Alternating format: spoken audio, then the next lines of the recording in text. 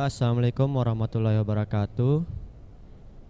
Kami dari siswa yang melaksanakan prakerin di Fitkom Komputer ingin ingin membawakan presentasi tentang apa saja yang kami lakukan selama prakerin di sana. Sebelum itu saya ingin memperkenalkan diri saya terlebih dahulu. Nama saya Faris Fatur Rahman dari kelas 12 TKJ 1.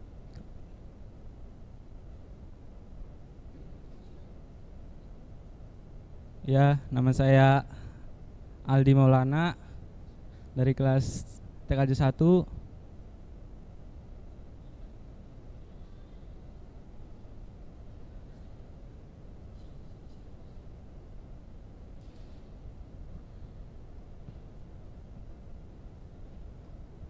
Dan saya Raihan Ardiansyah dari kelas 12 TKJ 1.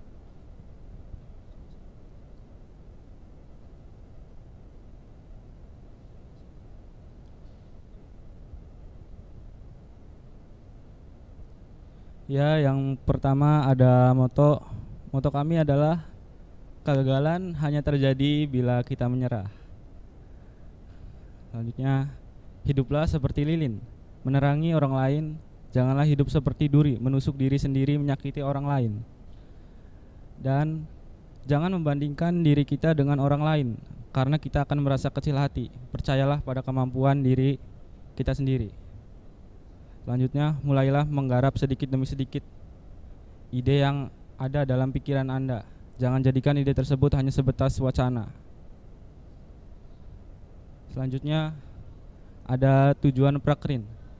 Maksud dan tujuan diadakannya prakerin menurut kami yaitu menambah wawasan yang luas mengenai dunia usaha dan industri,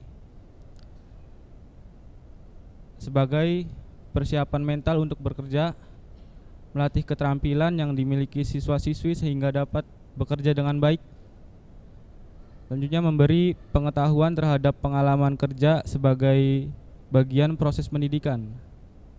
Selanjutnya, memiliki kemampuan bekerja yang sesuai dengan standar dunia usaha dan dunia industri, menghasilkan tenaga kerja yang memiliki keahlian profesional di bidang teknologi serta memiliki keterampilan dan etos kerja yang sesuai dengan tuntunan lapangan kerja. Terakhir, meningkatkan efisiensi proses pendidikan dan pelatihan tenaga kerja yang berkualitas profesional. Untuk profil perusahaannya sendiri yaitu Fitkom Komputer yang beralamatkan di Jalan Panjunan nomor 52 Cirebon, dan status perusahaan ini merupakan kepemilikan pribadi, dan berikut adalah nomor teleponnya, dan pimpinannya yaitu Insinyur Bisono Utomo, dan perusahaan ini bergerak di bidang usaha yaitu penjualan laptop, komputer dan peralatan lainnya, serta juga melayani servis printer, laptop dan komputer.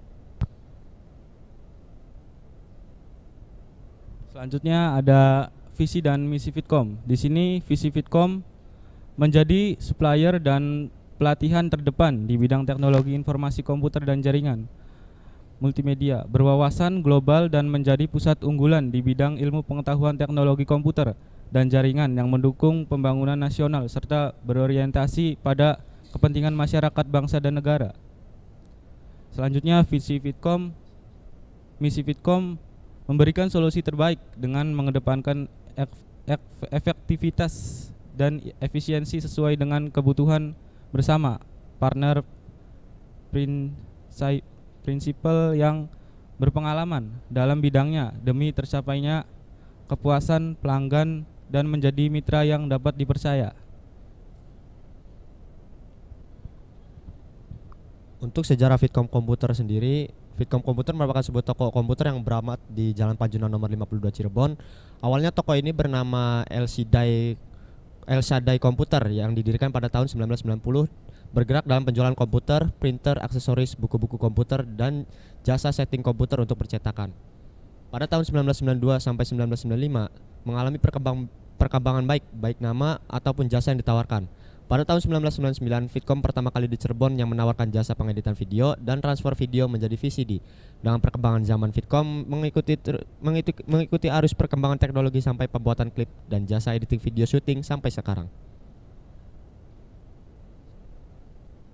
Dan tata tertib dari perusahaan ini sendiri yaitu dilarang merokok dan miras atau narkoba, dilarang bergurau atau bercanda saat praktek, membudayakan etika sopan santun, menjaga kebersihan dan buang sampah pada tempatnya, dilarang membawa makanan pada saat praktek, dan juga dilarang coret-coret tembok dan fasilitas lain.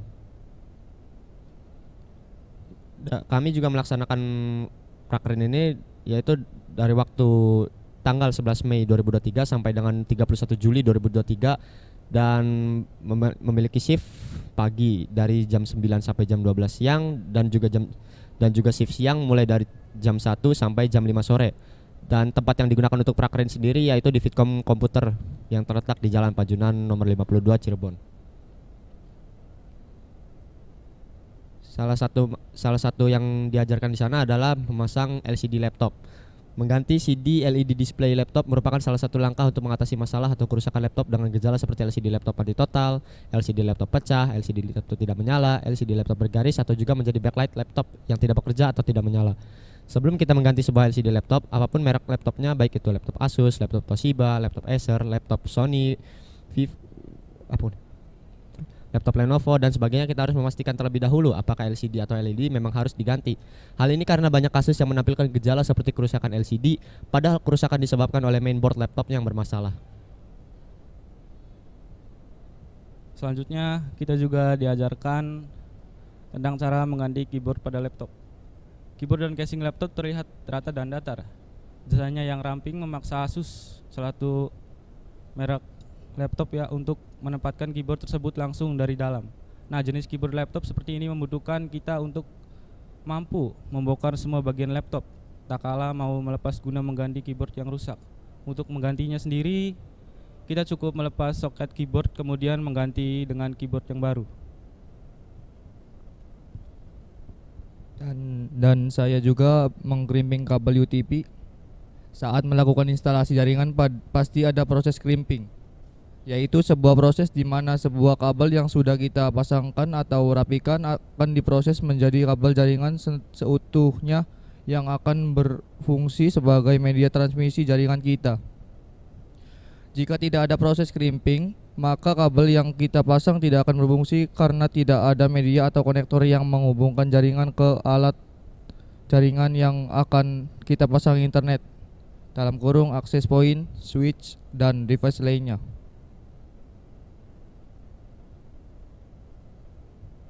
Manfaat praktek kerja industri. Adapun manfaat dari praktek kerja industri adalah sebagai berikut. 1. Dapat mengenali suatu pekerjaan di dunia usaha atau industri sehingga kelak ketika terjun di lapangan tidak merasa asing dengan pekerjaan tersebut. 2. Dapat menambah keterampilan wawasan dalam dunia usaha yang profesional dan handal. 3. Untuk mengasah keterampilan yang telah diberikan oleh sekolah. 4. Dapat menghasilkan tenaga kerja yang berkualitas, yaitu tenaga memiliki tingkatan pengetahuan, keterampilan, etos kerja yang sesuai dengan tuntunan lapangan kerja. Dan kesimpulannya adalah PKL adalah sesuatu proses pembelajaran dan pelatihan secara praktis dalam bidang kompetisinya masing-masing. Hal ini dimaksudkan untuk memberikan pengalaman nyata bagi peserta didik tentang lingkungan kerja, etos dan budaya kerja yang belum dapat disampaikan sepenuhnya di sekolah. Dengan adanya kegiatan PKL ini, kami menyimpulkan bahwa kegiatan ini sangat bermanfaat bagi seluruh siswa atau siswi SMK. Pengalaman kerja yang didapat tentu akan membuat siswa atau siswi memiliki keahlian sesuai bidangnya. Dan sudah pasti ini semua akan membantu untuk kedepannya ketika sudah turun ke dunia kerja. Dan untuk saran, sehubungan dengan pentingnya program Prakrin, perlu ada kegiatan dalam beberapa hal yang terkait dengan pelaksanaan Prakrin. Di antaranya 1. Disiplin kerja, etika, kesopanan, keterampilan, kejujuran, ketelitian, dan tanggung jawab siswa-siswi harus ditingkatkan. 2. Menjalin hubungan kerjasama yang baik antara siswa dan pembimbing. 3. Untuk adik kelas yang mau melaksanakan kegiatan PKL, hendaknya mempersiapkan semuanya dengan matang, terlebih untuk materi yang sudah diajarkan di sekolah, karena semua itu pasti akan berhubungan dengan kegiatan PKL nantinya. Yang keempat, untuk pihak Fitkom, kami berharap tempat ini bisa menerima rekan kami dari SMKN 1 Balongan yang membutuhkan bimbingan. Ya, waktunya udah habis.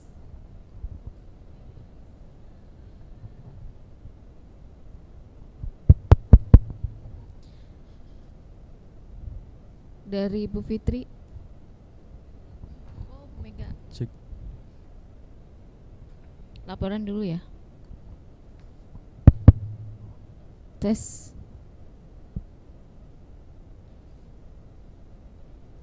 Laporan dulu apa pertanyaan dulu? Lagi dilihat dulu laporannya sama Bu Mega. Ibu mau bertanya dulu sama Raihan. Tadi kan yang dijelaskan tentang kegiatan ya selama prakerin di sana. Prakerin apa Pak? PKL? Prakerin. PKL. Nah, tadi kan kamu di situ ada menyebutkan melakukan shrimping jaringan. Coba sebutkan urutan kabel jaringan straight. Putih oren, putih hijau biru, putih biru hijau, putih coklat. Oke, untuk Faris, tadi kamu ada menyebutkan untuk mengganti LCD, tetapi tidak semuanya kesalahan itu ada di LCD. Bagaimana kamu mengindikasi kalau ada konsumen datang bawa laptop rusak LCD-nya, tapi kamu bisa tahu kalau itu bukan LCD-nya yang rusak tapi mainboard-nya gimana?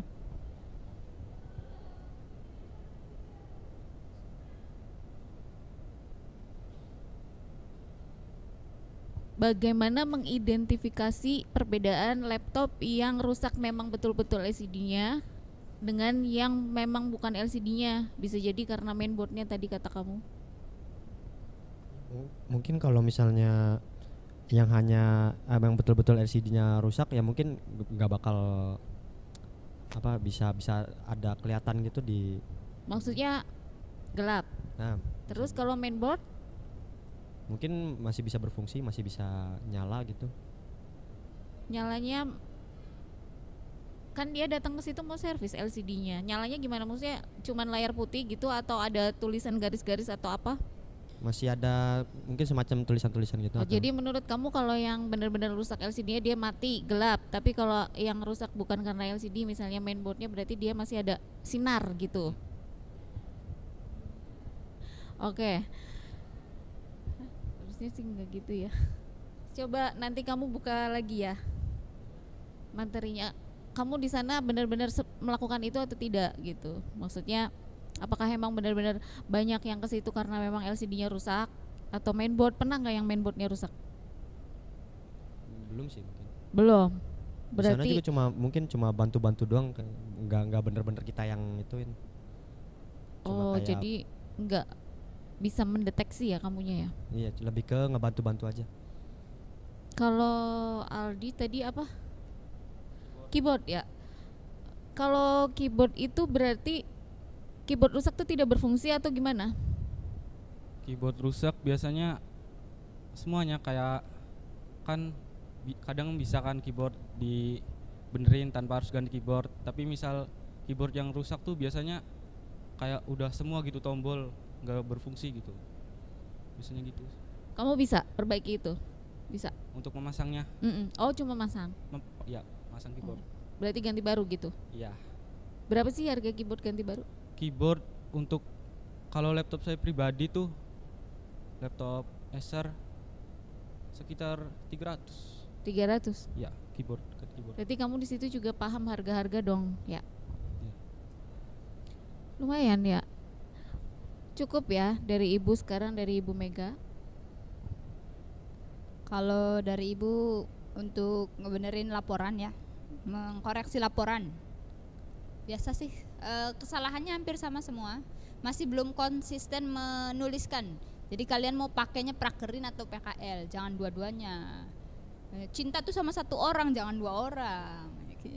Ini yang siapa ini nih? Yang Rehan nih. Judulnya kan masih prakerin, dibenerin PKL.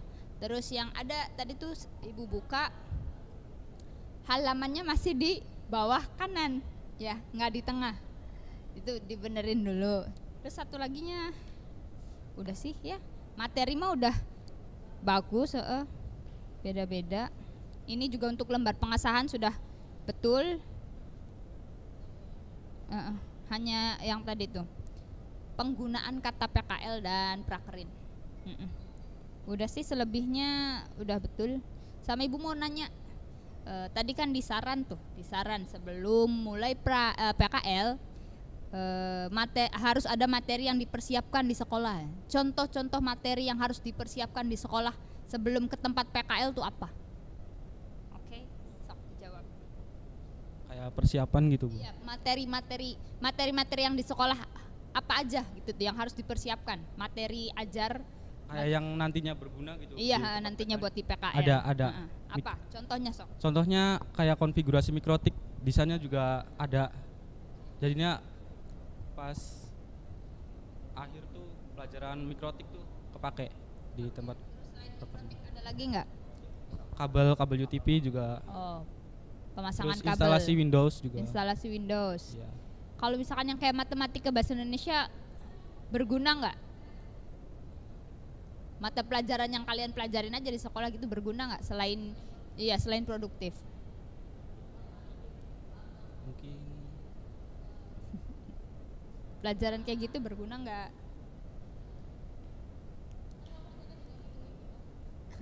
iya.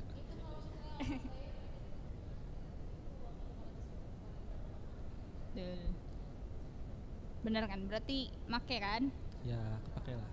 Kalau agama adabnya ya. Oke. Berarti selain produktif masih bisa ya. Oke, dari Ibu dicukupkan.